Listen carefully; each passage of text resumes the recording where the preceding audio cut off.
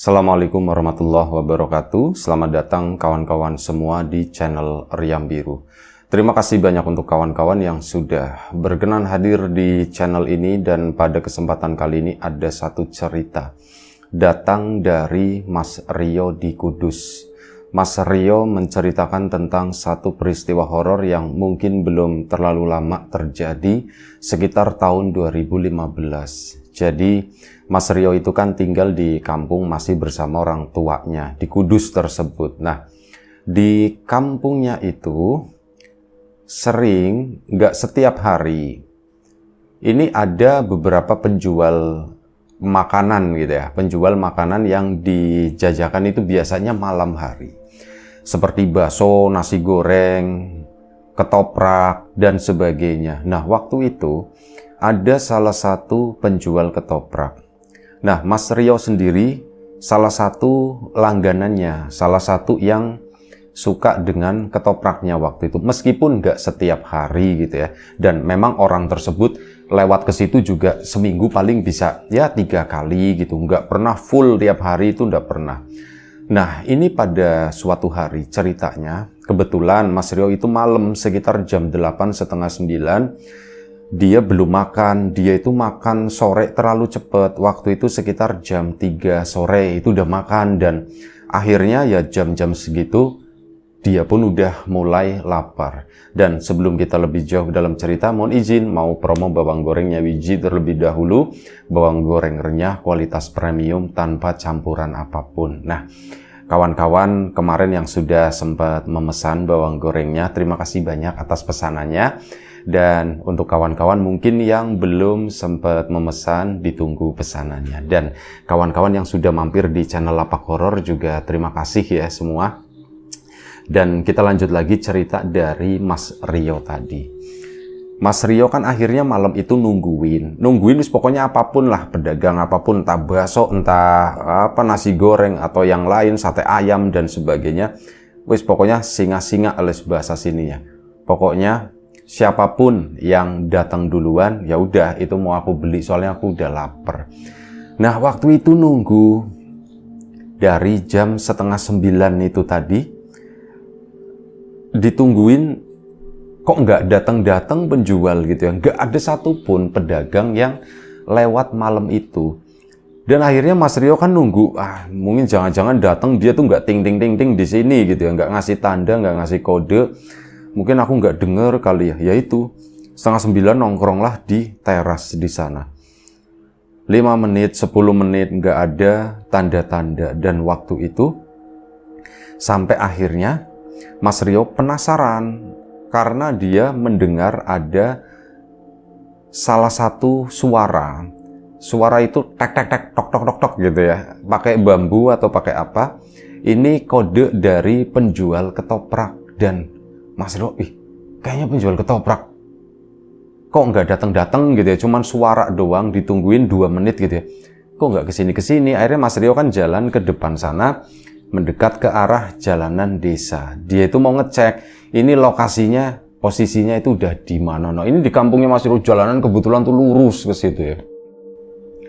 Mas Rio ke sana, mendekat ke arah jalan, nengok dan melihat pedagang ketoprak tersebut itu masih di ujung sana. Ternyata ada jembatan kecil. Nah, ini udah lewat. Disitulah. Oh, udah di situ. Cuman sebenarnya Mas Rio itu udah lapar banget, tapi buat jalan ke sana itu aduh gimana gitu ya, males rasanya. Tak tungguin aja lah di sini. Akhirnya Mas Rio pun nunggu. Dia balik lagi duduk di situ. Ada cemilan sedikit, cuman itu kan nggak nampol ya kata Mas Rio. Jadi habislah tak tungguin lah, paling lama 15 menit pikir dia. Dan akhirnya dia nungguin di sana, dan sekitar 15 menit kemudian datanglah si penjual ketoprak tadi tanpa suara. Lewat ke situ kan. Nah, ketoprak ini. Mendekatlah si Mas Rio. Mas, ketoprak katanya, kata si Mas Rio. Nah, kata si masnya, masnya berhenti. Mas, nuwun sewu katanya. Ketopraknya habis katanya. Wah, itu Mas Rio udah kesel gitu ya. Dah habis, baru jam segini Mas kok udah habis gitu, nggak ada sisa-sisa sedikit gitu. Udah ada Mas, katanya, kata si penjualnya.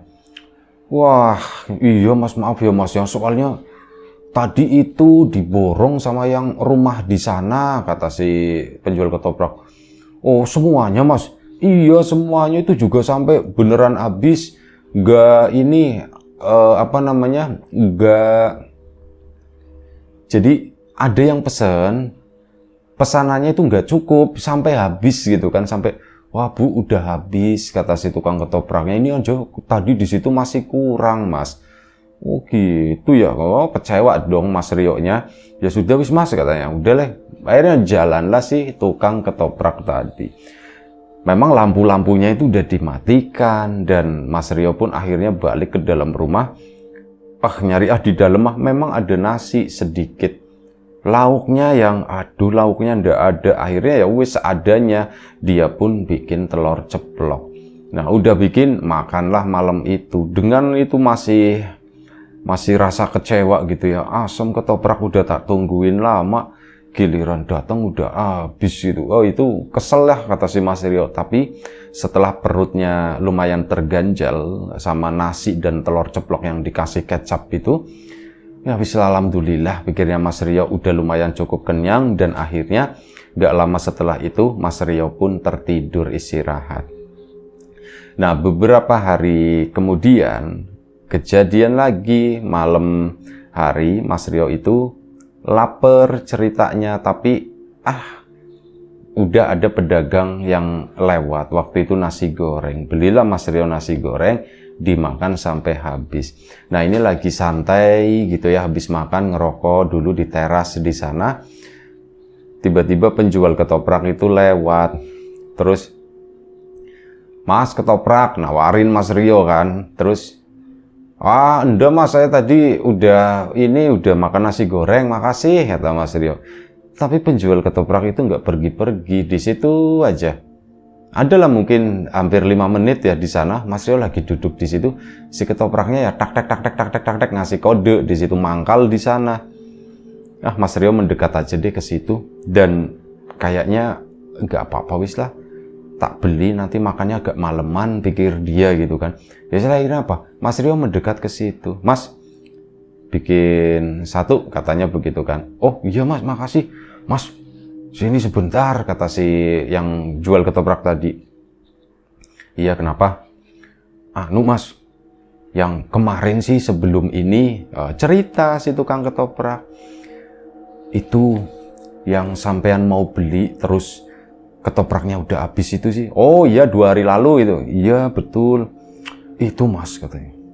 Oh, kenapa gitu kan Mas Rio? Itu tuh rumahnya nggak ada Mas, katanya. Kata si penjual ketoprak. Rumahnya nggak ada gimana? Di situ kan samping jembatan bukannya ada rumah? Iya betul, ada rumah. Tapi rumahnya kan agak kesini Mas. Itu yang rumah beneran. Nah, yang malam itu yang beli sama saya itu, sekarang rumahnya nggak ada, kata si tukang ketoprak. Oh begitu, emang di sebelah mana sih Mas? Yaitu rumah pas samping pinggir kali, ada rumah baru di sana, nyetop, rame di dalam rumah situ, banyak orang-orang, keluarganya mungkin ya. Ya itu ketoprak saya diborong sampai, Bu udah habis, maaf lah, baru sedikit udah habis, kata si ibunya. Ya Bu, saya bawanya memang sedikit, kata si itu ya. Nanti wis kalau lewat sini lagi, kata si bapak itu. Ya itu Mas, tadi saya lewat ke sana, gak ada, hilang si itunya. Rumahnya tuh bener-bener hilang, gak ada Mas, kosong. Terus gimana? Terus itu Mas, pas saya pulang gitu ya, saya tuh bingung. Kan itu udah dibayar ya Mas, semua gitu kan, banyak lah. Kan saya masukin ke ini, selorok gitu, selorok gerobak gitu kan, ke lacinya. Pas sampai rumah, ada Mas. Terus adanya apa? Daun atau? Nggak ada apa-apanya. Cuman ya uang-uang receh yang sebelumnya saya jualan di sana, di kampung situ, bukan dari si ibu ini, katanya begitu. Kata Mas Rio, wow, ini maksud sampean itu berarti yang kemarin itu yang beli setan ya Mas ya? Kayaknya iya, kata si itu. Berarti sampean itu ketopraknya dikemanain itu katanya. Saya juga ndak tahu Mas gitu. Wah, sampean harus nyari Mas gitu, harus cari tahu. Piring gimana piring? Oh, piringnya mereka pakai piring sendiri Mas, kata si itu. Oh, begitu. Berarti piring sampean nggak kebawa? Enggak kebawa sama sekali. Nah, ya sambil ngulek gitu kan, udah jadi. Ya udah Mas, ini tadinya Mas Rio itu mau ambil piring, cuman pikir dia, udahlah aku makan. Mas makan sini aja lah gitu kan. Akhirnya dimakan di situ, diambilin kursi sama si penjual ketoprak itu tadi, kursi plastik. Duduklah Mas Rio di sana, ngobrol-ngobrol, lanjut lagi. Iya Mas, saya tuh nggak pakai piring saya. Itu mereka bawa piring sendiri. Mas, 2 lagi, Mas, 3 lagi, kayak gitu terus, kata si Masnya tadi. Dan akhirnya udah sampai ketoprak saya habis. Ya kan saya nggak pakai lama karena nggak pakai piring. Terus apa langsung dibayar itu sama si ibu-ibu tadi. Oh seneng Mas waktu itu. Cuman pas ketemu sampean mau beli ternyata udah habis, saya nggak enak. Ya sudah nggak apa-apa, kata Mas Rio, kan sekarang beli. Terus gimana lagi? Ya udah Mas, saya tuh pulang. Pas pulang kan biasa yang ngeberesin semua itu istri. Istri saya kaget. Mas, kok uangnya cuman segini? Hah, segini gimana? Itu cuman sepertiganya Mas ya, dari sebelumnya itu saya jualan itu emang uang beneran. Sisanya itu ndak ada, sisanya tuh hilang. Hari itu saya bangkrut, kata si itu ya. Istri saya marah-marah gitu kan. Ini uangnya kemana? Ya tak ceritain begitu, istri saya ndak percaya Mas gitu ya. Mas Rio cuman gegrek doang gitu kan. Kasihan ya sampean ya. Iya itu Mas gitu kan. Akhirnya sudah, singkat cerita habislah itu tadi, apa namanya, ketopraknya Mas Rio habis dan memang nggak pakai lama gitu ya. Akhirnya sudah, kenyang banget kata Mas Rio. Sebelumnya udah nasi goreng, ini ditambah ketoprak. Setelah itu si mas-masnya pun pergi. Ya udah, Mas Rio kan balik lagi duduk di situ mikirin kayak gimana sih gitu, pikir dia. Aku penasaran, itu kan kampung Mas Rio sendiri, jadi dia nggak takut-takut banget, dan di situ juga pasti masih ada beberapa orang. Soalnya jembatan ke sini juga masih ada warung, tutupnya tuh lumayan cukup malam sampai jam 11 biasanya. Mas Rio ke sana jalan utuk-utuk iseng ke warung tersebut buat beli rokok, buat beli apa gitu ya. Akhirnya ke sana, ke warung beli sesuatu, dan akhirnya Mas Rio lanjut lagi mendekat ke arah jembatan di situ. Nah, di samping jembatan itu ya memang ada tanah kosong. Itu mungkin tanah pengairan atau apa gitu ya. Itu tanah kosong, baru ada rumah. Rumah yang itu yang pertama setelah jembatan itu udah tutup semuanya. Mungkin orang-orangnya udah pada tidur. Mas Rio fokus ke daerah yang itu yang lumayan cukup gelap. Berarti di samping rumah yang pertama itu tanah kosong. Oh, rumahnya kayaknya di sini, kata Mas Rio. Mungkin di sini kali ya. Mas Rio pun lihat-lihat ke arah bawah di situ. Memang ada gundukan sampah di sana. Adalah orang-orang yang ngebuang sampahnya itu di situ gitu. Tapi gundukan itu tidak terlalu banyak, cuman kayak gundukan kecil. Dan Mas Rio pun akhirnya mendekat ke situ, iseng-iseng aja, karena masih dapat sorot lampu dari rumah-rumah yang sekitarnya. Nah, mendekat ke sana memang beneran ada sampah basah di situ. Dan ya setelah diperhatikan itu adalah sepertinya ketoprak yang kayak dibikin terus dibuang, dibikin, dibuang, begitu doang. Dan yang dilihat oleh Mas Rio itu adalah ada daun-daun kayak daun pisang begitu ya, itu buat alas si ini ketoprak yang dibuang itu. Ya memang terlihat, iya, ada beberapa porsi berserakan di sana, dan ya bau lah, sampah basah begitu kan. Berarti di sini si Mas itu belum lihat nih, mungkin sampai ke sini. Mas Rio pun pulang. Begitu balik badan jalan ke sana, itu ada yang manggil, katanya begitu, suara perempuan lah. Tapi Mas Rio diem aja, aku jalan aja ke sana, tek. Akhirnya sampailah Mas Rio di rumah. Begitu sampai rumah udah langsung masuk. Entah kenapa hawa itu tuh merinding banget, kata dia. Aku sumpah begitu sampai rumah itu merinding banget. warung masih buka padahal, tapi yang namanya takut, ya takut aja gitu kan. Akhirnya sampai rumah istirahatlah. Nah, keesokan harinya, waktu pun berjalan berlalu. Hari itu malam harinya, pedagang ketoprak nggak lewat ke sana. Ini singkat cerita, beberapa hari kemudian, ketemu lagi Mas Rio sama si penjual ketoprak. Tapi waktu itu masih sore, masih sekitar jam 7 malam lah. Jadi Mas Rio itu diminta sama ibunya untuk membeli sesuatu, plastik cup gitu ya, plastik gelas-gelas itu loh, itu ada kesana lewatin jembatan tersebut. Akhirnya Mas Rio kan kesana ter. Nah di jalan ketemu sama si mas-mas ketoprak. Kebetulan aku sekalian pesen aja sekalian makan. Akhirnya pesen kan, Mas, weh, iya Mas Rio katanya. Mau pesen Mas katanya. Iya pesen lah kata si Mas Rio. Sama aku mau cerita katanya begitu. Cerita apa Mas? Ya sambil bikin gitu ya.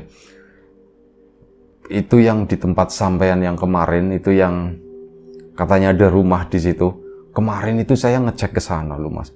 Begitu sampean udah pergi, saya itu ngecek ke situ karena penasaran gitu kan. Saya ngelihat Mas, itu ketopraknya sampean itu kayak dibuang-buang begitu doang. Masa Mas? Iya beneran. Wah sayang ya Mas ya, mubazir ya. Ya itu dia, makanya sampean itu rugi 2 kali Mas. Uangnya nggak dapet, ketopraknya cuman dibuang-buang begitu aja. Oh sampean dapat dosanya Mas, kata si Mas Rio. Loh tapi kan aku nggak sengaja. Oh, iya nggak bercanda, kata Mas Rio. Tapi intinya begitu Mas ya, kalau lewat situ hati-hati lah, kalau misalnya ada yang pesen lagi jangan mau, kata si itu. Iya Mas tenang aja, aku juga nggak mau. Tak inget-inget banget kata si itu ya, berdoa dulu kalau lewat jembatan itu, kata si Mas Rio. Oh iya Mas berdoa. Akhirnya sudah Mas Rio kan udah beli, dia pun pulang ke rumah. Perut udah kenyang, cuma nunggu ngantuk doang gitu. Mas Rio pun seperti biasa duduk di teras, lampu dimatikan. Lampu dari jalanan itu adalah lumayan cukup terang, nerangin sampai terasnya si Mas Rio. Duduk santai di sana di balik tirai bambu itu, datang si tukang ketoprak tadi. Datang ke sana, nengok ke rumahnya Mas Rio, karena posisi dia itu duduk ngumpet di balik tirai bambu. Biasanya tuh enggak yang kelihatan, cuman kali ini duduknya itu yang ada tirainya. Kan nggak kelihatan dari depan, cuma si tukang ketoprak itu kayak celingak-celinguk ngelihat ke arah rumahnya Mas Rio. Di si tukang ketoprak itu nyariin siapa ya? Nyariin aku kali ya. Mas Rio pun nongol. Mas, itu dipanggil. Mas Rio, kata si itu ya. Iya Mas, kenapa Mas? Si tukang ketoprak itu mendekat ke sana, gerobaknya tinggal di pinggir jalan. Mas, tadi Mas, cerita lanjut. Wah, kenapa nih, seru, kata Mas Rio nih. Kenapa, ada apa, ngalamin apa Mas? Aku tadi lewat jembatan situ Mas. Loh, kata si itu ya, lah kenapa? Rumahnya muncul lagi. Iya Mas, rumahnya ada lagi, kata si itu. Ada terus apa? Manggil Mas. Mas ketoprak, beli, kata si itu. Kata si orang-orang yang di situ. Ya saya itu berhenti sempat tapi tak pikirin. Ini rumah setan atau bukan ya? Aku agak sedikit bingung di situ Mas. Tapi tak ingat, oh iya rumah aslinya kan yang ini sebelah. Ini tuh, wah ini nggak ada rumah. Aku mau jalan, si ibu-ibu itu ngikutin. Mas, mau kemana? Kata si ibu. Oh, aku diem aja, aku nggak jawab. Mas, sini dulu, berhenti dulu. Saya lagi ngomong, kata si ibu itu begitu Mas. Galak Mas kali ini. Saya mau beli ketoprak. Nah, akhirnya aku ya jawab inilah Mas lah. Orang kemarin aja aku rugi, Bu. Maaf Bu, ketopraknya nggak tak jual, kata si Masnya begitu. Lah, kok nggak dijual begitu sembarangan sampean?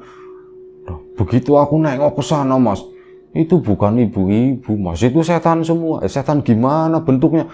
Wis hitam-hitam, gondrong-gondrong, jalannya itu jalan begitu Mas, pakai tangan. Oh maksudnya pakai tangan, kakinya di atas? Enggak, kayak kucing Mas gitu ya. Kayak anjing, kayak embek, merangkak maksudnya tuh begitu. Jalannya tuh begitu semua. Si ibu-ibu pun ternyata sama di bawah. Hitam, bentuknya nggak jelas. Tanah kan gelap ya Mas ya. Hitam, ya ada rambutnya cuman, pokoknya begitulah. Serem. Kayak apa ya? Kayak apa Mas bentuknya Mas? kayak orang merangkak, rambutnya panjang, ada rambutnya, intinya begitu. Begitu mas, bilang, wah langsung tak dorong ke sini mas, tadinya aku mau lari, cuman wes ada warung, aku malu. Nah biasa aja di situ tuh. Sampai sini aku tuh pengen cerita sama sampean kejadian itu. Berarti sampean itu kayaknya udah ditungguin mas, kata situ ya. Iya ya mas, aku udah ditungguin. Kalau pedagang-pedagang lain gimana mas? Pernah nggak dibegituin katanya? Setauku sih aku nggak pernah mendengar cerita dari mereka. Mereka itu ya biasa aja, nggak pernah cerita semacam itu. Kayaknya sih enggak, kata si Mas Rio. Loh kok cuman aku doang ya mas? Ya aku juga nggak tahu kalau masalah itu. Pokoknya sampean, aku jadi takut mas lewat situ. Lah takut gimana? Ya takut dibegituin lagi mas. Loh sampean kan biasa dagang malam, ngapain takut? Ya aku biasa dagang malam, cuman ini yang paling parah mas. Kalau ketemu pocong atau kuntilanak ya mereka kan cuman diem mas. Di pohon sana, pohon randu atau di pohon bambu begitu, mereka tuh cuman diem, nggak ngejar-ngejar seperti itu, nggak ngedatengin mau beli segala macam itu enggak. Loh ini tuh kayak gitu ngedeketin sampai segitunya, yo aku takut mas. Ya wis sampean yang sabar aja mas. Pokoknya kalau lewat situ berdoa katanya. Emang angker di situ ya mas ya. Aku sih nggak tahu, kata Mas Rio. Cuman dari dulu ya memang nggak ada cerita-cerita semacam itu. Memang ya karena angker, karena dianggap dekat sama jembatan, areanya gelap, ya mungkin orang anggap itu angker. Cuman kalau cerita-cerita yang lain, cerita setan yang lain, aku sendiri nggak pernah denger, kata si Mas Rio. Oh begitu ya mas, tapi kenapa sekarang jadi begitu ya? Yo mana aku tahu, kata si Mas Rio. Wih sampean sabar aja mas, nanti kalau misal saya nggak jualan ketoprak lewat sini, nggak apa-apa ya mas. Yo jangan, kata Mas Rio, jangan, tetap kesini, cuman ya agak sorean aja mending, katanya begitu. Iya ya mas ya, agak sorean aja ya mas ya. Iya mending agak sore, sampai kan biasa kesini 8:30, jam 9 malam, itu kan udah malam, daerah situ udah mulai sepi. Ya sekiranya masih rame lah jam 7, setengah 8 kayak gitu. Nanti nggak digangguin, kata si Mas Rio. Oh iya ya mas, udah gitu aja bis lah, kata si masnya. Akhirnya sudah. Si mas-mas itu pun akhirnya lanjut jalan lagi. Ya aku tak jalan ya mas ya, ngabisin ini. Ya monggo. Akhirnya jalanlah ke situ. Mas Rio pun jadi mikir, kasihan ya gitu ya, pedagang ketoprak itu kasihan. Dan bener aja, keesokan harinya singkat cerita, si mas itu datang ke sana ya 6:30, 7:30. Akhirnya Mas Rio jadi langganan. Keluarganya yang biasanya malam-malam itu udah pada tidur, jam 8:30 itu udah tidur semua lah. Nah kali ini akhirnya apa, jadi pesen, jadi beli, ikut ngerasain ketopraknya, dan beberapa dari mereka itu jadi suka. Akhirnya ya wes, di rumahnya Mas Rio kalau misal ketoprak itu datang pasti di stop, pasti ada yang beli. Mas Rio mungkin nggak setiap hari, tapi nanti digantiin sama adiknya, nanti digantiin sama kakaknya, sama bapaknya, ibunya, kayak gitu. Pokoknya ada aja 1 atau 2 yang beli di rumahnya Mas Rio tadi. Dan selanjutnya kesininya itu si tukang ketoprak itu datang ke situ tuh ya cepatlah jam 6:30, paling malam itu jam 7:30. Sementara pedagang-pedagang yang lain itu normal, jam 8:30, jam 9 kayak gitu itu lewat. Dan Mas Rio membeli juga kan, oh bakso, pengen bakso beli bakso, pengen nasi goreng beli nasi goreng, pengen sate ayam beli sate ayam. Mereka itu nggak pernah cerita apapun mengenai ya mungkin ada pengalaman apa gitu ya. Mas Rio sengaja nanya-nanya, mas sampai dagang malam begini, pernah nggak sih ngalamin ketemu sama begituan gitu? Ya kalau ngalamin begituan ya pernah mas. Di mana gitu? Ya cerita lah, cuman mas kalau di situ sih gimana katanya? Di situ alhamdulillah nggak pernah mas. Janganlah, kata situ ya. Dan ya memang orang-orang atau pedagang yang lain itu nggak pernah mengalami sesuatu yang horor di area jembatan itu tadi. Cuma si tukang ketoprak itu doang. Dan ya ceritanya hanya segitu aja. Cerita yang pendek sederhana, tapi semoga tetap bisa menghibur kawan-kawan semuanya. Dan hasil mendengarkan cerita ini atau menceritakan cerita ini, narator jadi pengen ketoprak gitu ya. Monggo kawan-kawan kalau di sekitaran rumah ada ketoprak yang lewat, monggo dicobain. Itu aja, terima kasih banyak Mas Rio di Kudus sana ya, terima kasih. Kawan-kawan di rumah juga terima kasih banyak atas support dan dukungannya, apapun itu, kawan-kawan subscriber, kawan-kawan membership, kawan-kawan yang udah kasih support dalam bentuk super thanks ke Riam Biru, terima kasih banyak. Kawan-kawan yang udah ngasih like, udah nge-share yang lainnya, kawan-kawan yang udah ninggalin komentar juga terima kasih banyak. Kawan-kawan yang sudah memesan bawang gorengnya biji, tak lupa terima kasih. Yang belum memesan ditunggu pesanannya. Kawan-kawan yang sudah mampir di channel Lapak Horor juga terima kasih banyak. Doa terbaik dari kami untuk kawan-kawan semua, semoga selalu diberi kemudahan dalam hal apapun, termasuk kemudahan dalam hal rezeki. Yang sakit segera diberi kesembuhan, yang sehat tetap dijaga kesehatannya. Baik, sampai jumpa di episode selanjutnya Riam Biru. Jaga kesehatan kawan-kawan semua tentunya. Sekali lagi terima kasih banyak. Assalamualaikum warahmatullahi wabarakatuh.